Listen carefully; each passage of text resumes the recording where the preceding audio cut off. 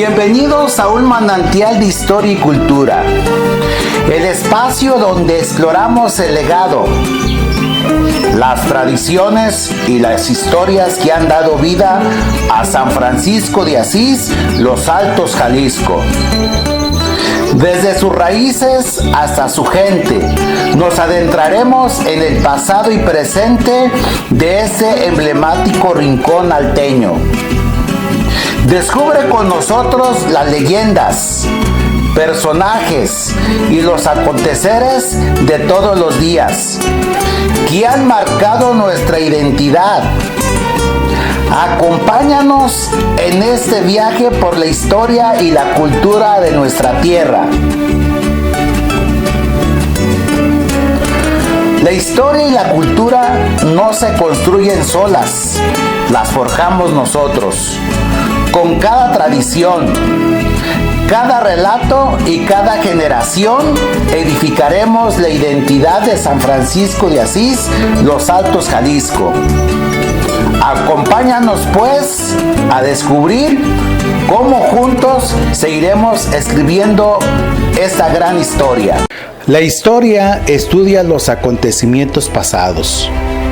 Se auxilia de documentos, escritos de cualquier tipo, libros, fotografías, pinturas y narraciones de actores y de testigos, además de las pláticas de personas a quienes se les compartieron esos sucesos de parte de sus ancestros. A eso se le llama la historia hablada. Siguiendo los pasos del movimiento cristero en San Francisco de Asís, Jalisco, hoy te comparto una plática de un descendiente de uno de los testigos de la muerte de Miguel Gómez Loza y de Dionisio Vázquez. ¿Te gustaría apoyarme? Es muy sencillo. Si no te has suscrito al canal, es el momento. Pero lo más importante está en que veas todo el video. Ayúdame con horas vistas. Dale a la manita hacia arriba. Toca la campanita. Deja tus comentarios. Esto es gratis. Al final comparte y recomiéndame con tus familiares y amigos. Hoy un manantial de historia y cultura, hasta visitando los hogares de aquellos testigos o descendientes de testigos, siguiendo los 100 años de la celebración por el inicio de la Revolución Cristera en San Francisco de Asís, municipio de Totonilco del Alto, Jalisco. El objetivo principal es conocer, por medio de la historia hablada, acontecimientos importantes que se refieren a esta gesta cristera que en San Francisco de Asís cobró muchas vidas. Pues estoy aquí con Efraín Guerrero, que es uno de los descendientes, de hecho, de las generaciones que les tocó vivir la Revolución Cristera directamente aquí en San Francisco de Asís. Pues me da mucho gusto que me recibas en tu hogar, Efraín, y sobre todo nos vas a platicar de tu papá. Platícale a todos mis seguidores sobre quién fue tu papá y el papel o como testigo dentro de lo que fue la Revolución Cristera aquí en San Francisco de Asís.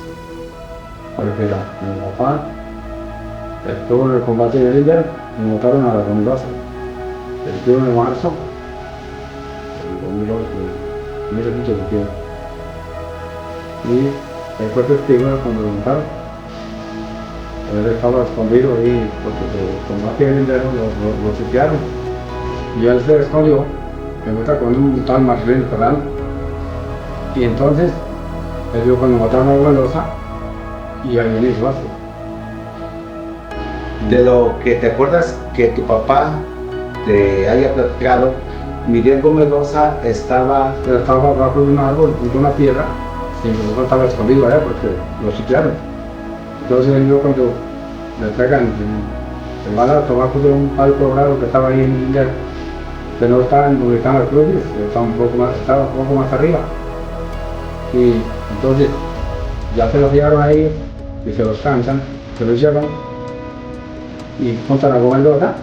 Entonces, para ese entonces, ya cuando, antes de eso, que mandaron a Mendoza, salió el municipal corriendo para abajo y lo tumbaron también allá abajo.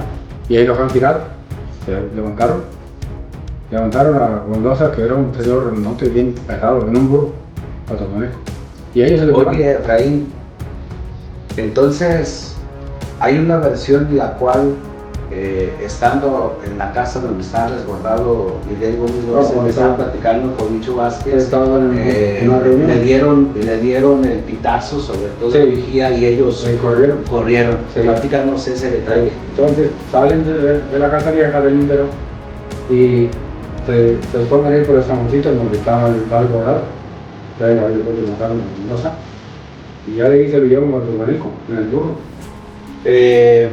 El hecho de que, por ejemplo, yo creo que eran varias personas que estaban en la reunión, y entre todas esas personas, al momento de que nos han descubierto, corrieron en el monte. Más o menos descríbenos cómo estaba todo ese lugar, porque pues era pues parte del monte. Sí, era por un monte. Como qué vegetación, qué árboles había. Para el hogar, entiendo, sí. Sí, pues más para el hogar, sí. Hay una cuestión pues en la que es importante en los testigos, sobre todo a ti que te platicó tu papá, en ese tiempo más o menos ¿cuántos años tenía tu papá? Bueno, los 15 años, era el niño Juan, el que salió en el libro que hizo Cura Gutiérrez. Oh, es ese niño Juan del que se habla, que cuando el señor cura Jaime Gutiérrez hizo la investigación, hizo su ensayo, su libro, y lo menciona que hubo un testigo que ha sido quien había visto realmente los hechos. Exacto, mi papá, el niño Juan Guerrero, que estaba estructurando Cura Gutiérrez con el libro. Oye, Efraín, y el hecho de, por ejemplo, ¿qué pasó? ¿Qué sintió tu papá? No sé si en algún momento, en una anécdota, en ese momento tan trágico que miró cómo mataban a Gómez Loza. ¿Qué sintió? Pues yo estaba en el país, era muy intento de salón, y me falla. Ya, me levanto todo el mundo porque me están dando Gómez Loza. Y llegamos a la Oh, a tu papá, pero sí. A esa corta edad, sí. El gobierno en ese momento lo toma preso. Sí, a esa corta edad, a él y a Marcelo Serrano, no sé qué edad tenía el coronel, pero tenía 15 años. No sé, ¿qué les preguntaban o...? No, pues que le llega el salvo y le dice, el general también andaba peleando con una luchadora. Andaba trabajando, y no sé qué hacer, una semana, no sé, y se estuvieron, no sé qué hablan, ¿sí? Se estuvieron, soy Pablo González, es hijo de un popular, en la mañana, se estuvieron, todos estuvieron a la losa, ya me dio la piedra, me llevaron un Pablo González, que me mataron. Órale. Sí, yo recuerdo haber escuchado muchas veces el nombre de ese niño Juan, de ese niño por nombre Juan, y también haber leído en el libro. Qué interesante este testimonio que tú nos estás dando, que tu papá fue testigo directo de la muerte de Gómez Loza y de Micho Vázquez. ¿Por cuánto tiempo estuvo tu papá preso? Según el certificado que unos 2 meses, pero no sé exactamente, pero sí estuvo en Nacional. Entonces, no sé si tú recuerdas quién era el jefe de la jornada de ese tiempo, ese día. Creo que era el general Mireles, el que llegó, y así como traían la consigna de todo cristero, todo que fuera testigo, lo que fuera, todo creyente, matarlos, o sea, los apresaban y veían, bueno, en este caso, pues tu papá se salvó, porque sabemos que en la historia hay muchos niños que también mataron, o sea, porque hubo muchas situaciones que que generales o coroneles o quienes eran jefes de los jefes de diferentes regimientos, pues eran muy crueles. Pero en el caso de tu papá, entonces a los 15 días dices que lo soltaron. No, como los 2 meses. 2 meses. Pero lo soltaron porque mi tío Gabino Serrano se le pegó al general hasta Guadalajara. Oh. Entonces, tanto y tanto estuvo pues, para sacarlo, porque había consenso con la familia. Y ya se le dijo al general, mira viejito, no que te vayas a mi papá, te los voy a contar. Y tuvo que lo sacó. Tiempo difícil. Ya todos huérfanos.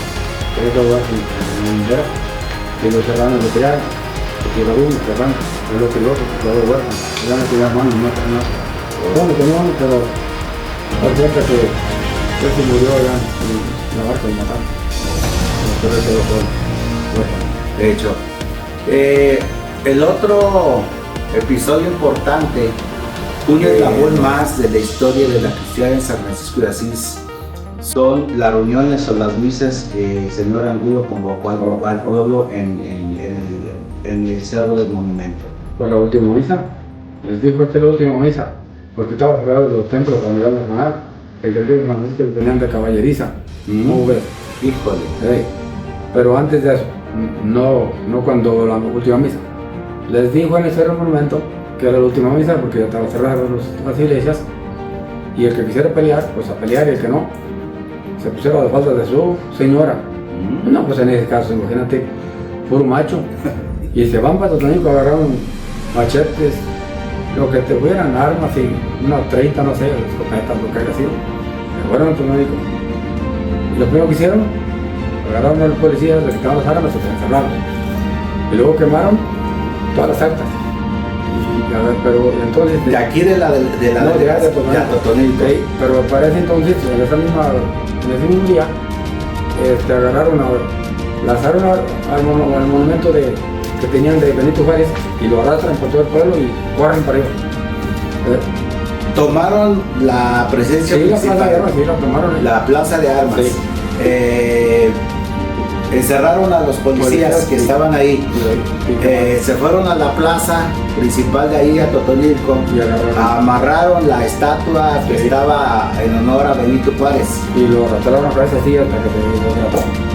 Entonces ese fue como el coraje del gobierno. Pero espérate, pues a los 22 días se vienen 2 convoys de la Ciudad de México y se suben al monumento.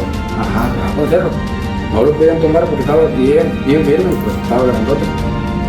Y bueno, lo dinamitó, pero para ese entonces está Percura Angulo y la señorita Ñoña, el llano, que la tragedia fue, pero abajo. Y cuando vieron que lo dinamitaron, se fueron a llorar. Y de allí, agárrate, porque ya entonces fue cuando agarraron el templo y lo tuvieron de caballeriza. Pero Percura Angulo les dice después de eso, no tenemos parques para pelear y armas, a descarrilar el tren. Se van a descarrilar el tren entre la barca y Yucatlán y la primera noche se les va. Y a la siguiente, le tumba la vía, se descarrila el tren, se suben y se llevan agarran pues el dinero, la plata y el oro no pudieron sacarlo. Fueron costalitos de Emilia, a las mulas y el palillo, el palo y el ferrocarril, matando soldados arriba del tren que me habían dicho antes, mate sardos y agarraron lo que pudieron y espérate. Pero lo iban siguiendo. Ajá. Y ya por la plaza de Coina aventaban los costalitos y espérate para acá. Todos subieron para Peña del Gavilán y aquí por el Sopián y el Laurel y llegaron ahí la mula sola. Con el dinero, pero así llegó dinero, porque el Angulo lo agarraron el que llegó y lo enterró. O sea, como compraron las armas y lo demás lo guardaron.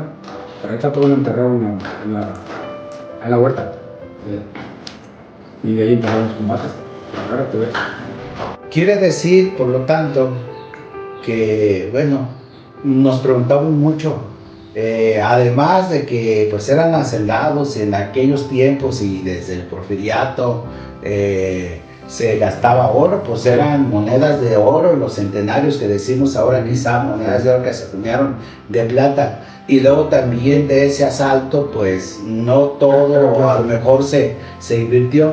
Efraín, ¿Tú piensas que al día de hoy, voy a decir año 2026, crees que todavía haya dinero pagado de ese? Sí, ahora totalmente. Y yo con los y nadie se lo ha encontrado. ¿Y cómo saberlo? ¿Cómo sabemos qué señales hay? una piedra grandota, porque llevaban a la gente que iba a los chicos. Ajá. Papá, no enterró dinero con el gran duro. Lo subieron, se subió a la piedra y apuntaba para adelante, pero yo pienso que estaba donde estaba la piedra. Hay testimonios de gente que, bueno, hay otra cuestión que dicen que se ven señales, ¿no? Que de repente que ven arder y esas situaciones. Supuestamente sale una zorra, que es un animal, no sé qué. Eso todo. Pues aquí mitos o leyendas o verdades o mentiras, pero el caso es de que lo que la gente cuenta parece que eso es cierto, que sale algo de señal donde hay oro enterrado. Exacto, sí. Y aquí está bien comprobadísimo, mucha gente se ha encontrado pues tesoros y está bien comprobado. Pero bueno, regresemos al punto clave que fue la cuestión cristera. El templo de San Francisco de Asís, de aquel tiempo, tomado como una caballeriza por el regimiento. ¿Qué te platicó tu papá? Mi mamá, cuando la tenían, o sea que se lo llevaron a toda la gente y no querían gente aquí arriba, nosotros nada. Cuando la concentración. Exacto. Entonces, vino mi mamá un día, se les escapó allá de ella y otra señora, no sé qué. Vinieron y era un desastre el templo, como caballeriza, una burla hacia Dios por el gobierno de Plutarco Elías Calles, mal. Y ándale que se pusieron a tirarle balazos a la Virgen que estaba con las manos así. Ajá, la Virgen que está en la parte alta del templo. Pero no pudieron, la lanzaban a cabeza así y no pudieron tumbarla. ¿Cómo van a poder con el Señor? Entonces, supuestamente, se cayó el que estaba arriba acá y se mata y ahí lo quemaron y el padre está parado en la misa. No, ahí para el altar. Ahí lo tomaron, sí, al alzarlo, que eran malos.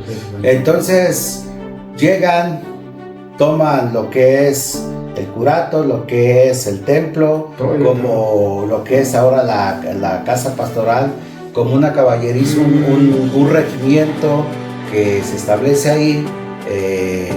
Y profanan todo eso, ese lugar que pues el lugar sagrado. Claro. Porque era, pues se agarraron, ahí era estaba el templo que mi papá les ayudó a hacerlo y pues lo usaron como caballeriza. Ahí tenían los animales allá adentro, había rastrojo y abono de caballos allá adentro, ¿te imaginas? ¿En el templo? En el templo, claro. Ah, sí, caray. Pues es que eran las caballerizas grandes de la hacienda, pues, de los dueños, pero estos profanaron, sí, pues. Toda la cuadra era de la hacienda La Estampera, que se llamaba así antes, y ya después San Francisco, le puso el nombre. Entonces así sucedió, que era una burla por causa de Plutarco Elías Calles, que las iglesias, y era una templo. El templo de San Francisco de Asís, la casa grande, la hacienda, un cuartel del gobierno callista, de los federales, profanando este lugar y estaba completamente desierto el pueblo porque por mando de las leyes calles y por mando de los mismos generales, la gente tenía que reconcentrarse en Atotonilco o en Arandas. A todo lo que hagan en Atotonilco, aquí, no se llevaron para allá. Personajes, hombres que tomaron las armas, que tú recuerdes que tu papá te platicó. ¿Quiénes fueron de aquí de San Francisco? Pablo González, Maximiano González, Baristo Díaz y Abuelo Díaz también andaban en eso. Mi tío Ramón Hernández, el verdugo cuando el combate en San Julián, que se mató a todos los árboles que tenían enterrados.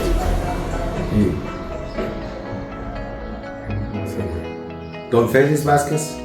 No sé decir, pero no sabes. El que sí andaba también era Pablo el Barbero, que le decíamos, Pablo Román.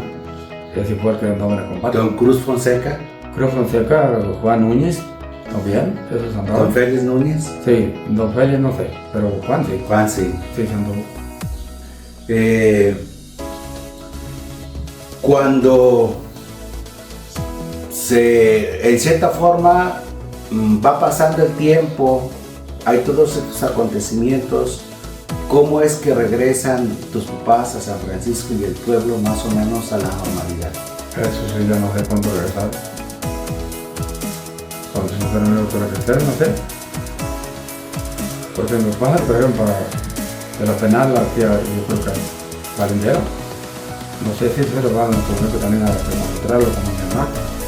No sé, esto sí, no sé cuándo regresaron. Entonces, ¿tu papá era originario del Lindero? No. ¿Dónde? Mi papá era originario de Jalpa de Cánovas, allá pegado a Guanajuato. Ajá. Ahí nació.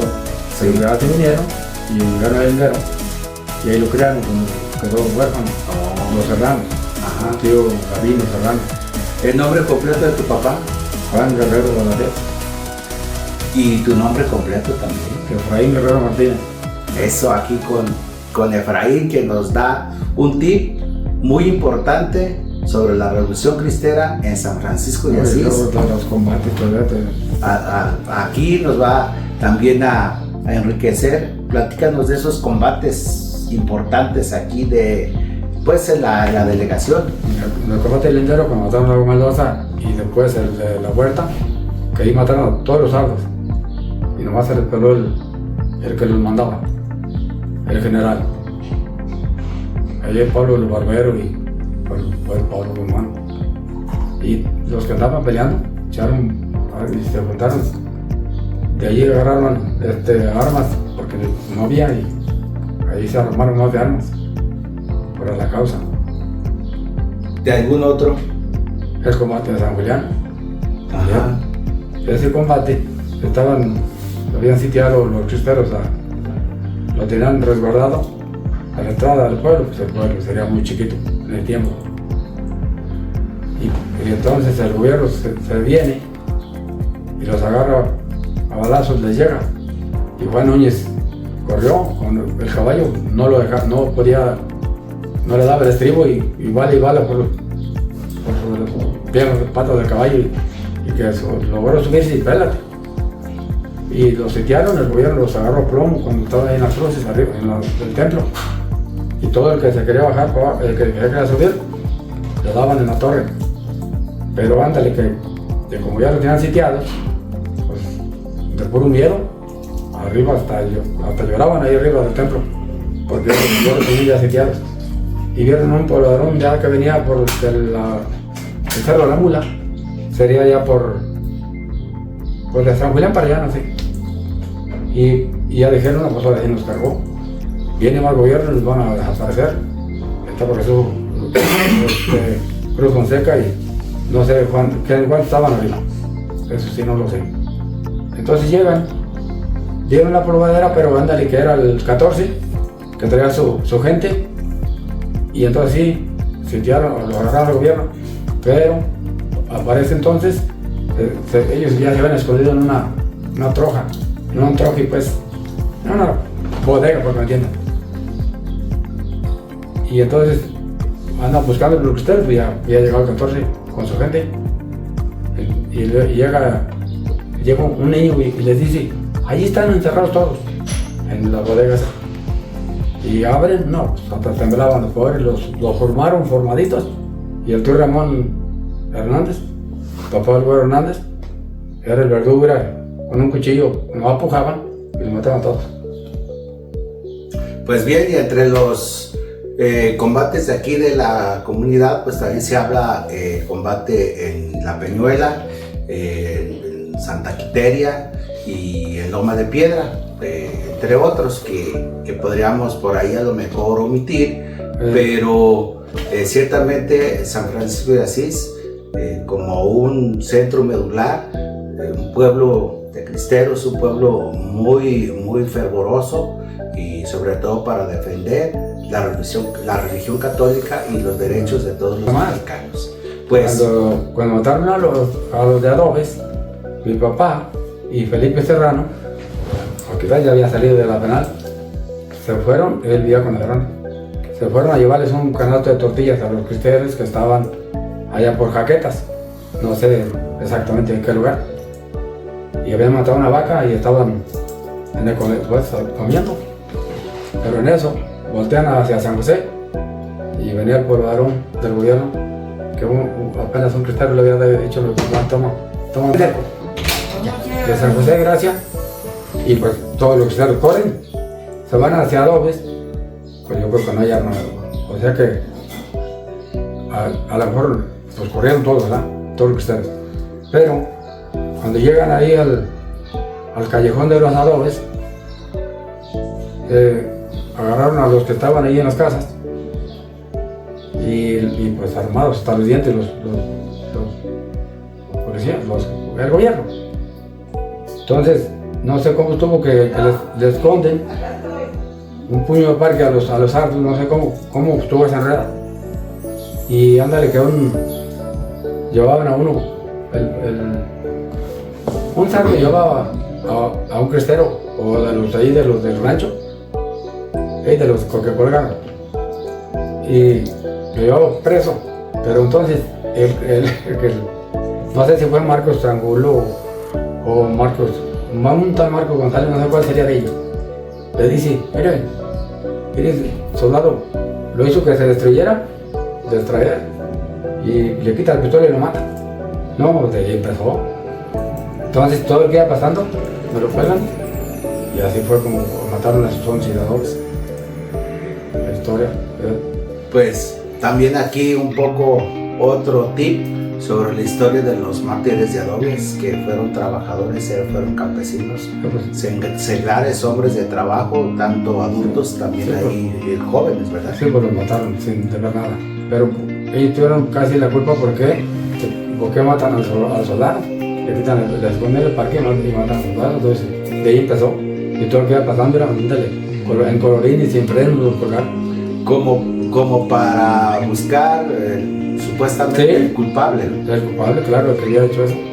Y como pues la gente ya sabemos que pues aquí protegían a los cristeros, pues obvio que sí, no lo iban a entregar. No, claro que no. No, los cristeros ya habían corrido, ellos ya no estaban ahí, corrieron como gallinas. Ajá. Y a quienes la llevaron fueron a estos pacíficos sí, que estaban en sus casas. En sus casas, exactamente. Pero como te digo, casi ellos tuvieron la culpa por lo que hicieron. Que así me contaba el pájaro de mi papá y andó. Pues, ¿algún otro detalle, Efraín, que te acuerdes? Del padre Vega, que traía un... A ver, platícanos, el padre Vega vino aquí a San Francisco, ¿cómo es que? No sé si andado aquí, pero por Tepa sí. A ver. El padre Vega también traía un pelotón de... Pues un ejército de... Grande. De cristeros. De cristeros. Sí. Y, pues ese que traía al 14, que ese era muy bueno para pegar. Ese mató muchos sardos. Entonces, pero ándale que un día se les une un sardo a ellos que pues iba a dar, que con ellos iba a andar en la causa a favor de los cristeros, pero era trampa. Entonces le pone una carta al 14 que tenía la chamarra colgada por ahí, no sé dónde estarían, por ahí para Cerro Gordo, no sé dónde. Y le dijo, padre Vega, corre, cheque la chamarra del 14, y allí decía que se iba a voltear con ellos, y él lo mandó a asesinar al 14, pero ese era muy bueno. Muy buen soldado cristero. No, cristero no muere. Era no gerraba tiro. No. De ahí también de su apodo del 14. Sí, el 14. Se habla que mató a 14 federales, no, que lo mandaron según los por eso el nombre a apresarlo. Sí. De ahí el 14. Pero nadie lo apresó, lo mató el padre Vega, lo mandó a matar, lo mandó a asesinar.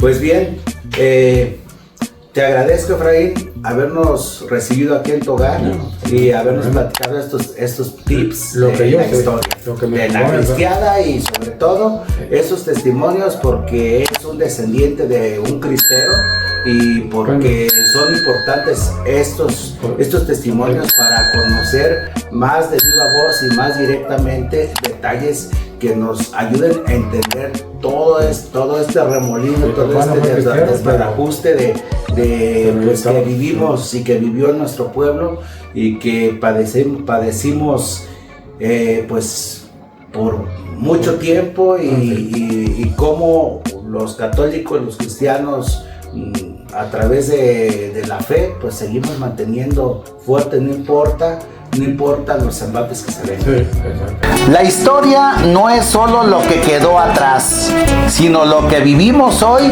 y lo que dejaremos a las futuras generaciones. En un manantial de historia y cultura, honramos el pasado de San Francisco de Asís, Los Altos, Jalisco, para entender nuestro presente y construir un legado, porque cuando el presente se vuelva pasado, es entonces cuando inicia la historia. Sigamos explorando juntos nuestras raíces y escribiendo el futuro.